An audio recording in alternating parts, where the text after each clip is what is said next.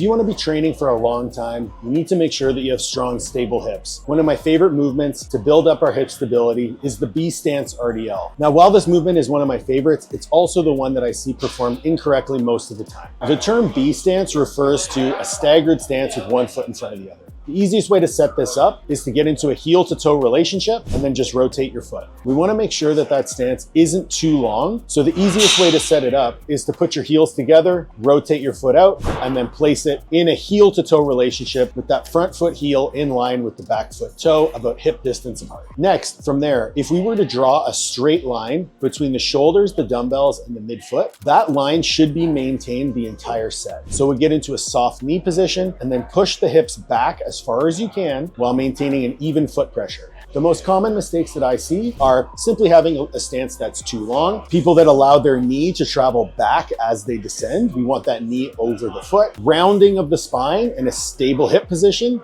This is a movement where we want those hips to move horizontally, or trying to force range of motion that isn't there. Remember, we do want full range of motion, but we want that range of motion from the hip and not from the spine. Even though the goal of this movement isn't hypertrophy, we should still train it as heavy as possible. For movements of this nature, I would recommend a higher number of sets, keeping them at close proximity to failure, but not quite failure. My preference, 3 sets, 8 to 12 per side, at a 2 to 3 RIR. Give it a shot.